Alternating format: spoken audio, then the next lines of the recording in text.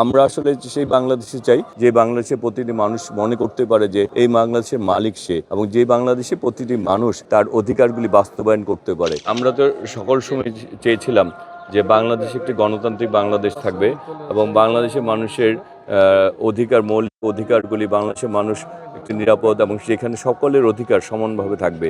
আমরা সেই বাংলাদেশের স্বপ্ন দেখেছি। সেই বাংলাদেশের জন্য আমাদের সহযোদ্ধারা রক্ত দিয়েছে। সেই বাংলাদেশের জন্য জুলাই আগস্ট গণ অভ্যুত্থানে ছাত্র জনতা আত্মাহুতি দিয়েছে। আমরা আসলে সেই বাংলাদেশে চাই যে বাংলাদেশে প্রতিটি মানুষ মনে করতে পারে যে এই বাংলাদেশের মালিক সে, এবং যে বাংলাদেশে প্রতিটি মানুষ তার অধিকারগুলি বাস্তবায়ন করতে পারে।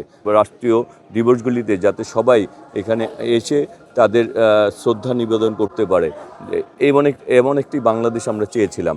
তো আমার মনে হয় যে 12ই ফেব্রুয়ারি নির্বাচনের মাধ্যমে জনগণ রায় দিয়েছে যে সেই গণতান্ত্রিক বাংলাদেশের পক্ষে, এবং যে বাংলাদেশের 12ই ফেব্রুয়ারি নির্বাচনের মাধ্যমে ভোটাধিকার বাংলাদেশ বাস্তবায়ন হয়েছে। ইনশাল্লাহ আগামী দিনে আমরা চাই ঐক্যবদ্ধভাবেই আমরা আমাদের এই বাংলাদেশকে এগিয়ে নিয়ে যেতে, যেখানে আমরা সকলেই আমরা সেই বাংলাদেশের অংশগ্রহণ করতে পারি এবং বাংলাদেশকে এগিয়ে নিয়ে যেতে পারি।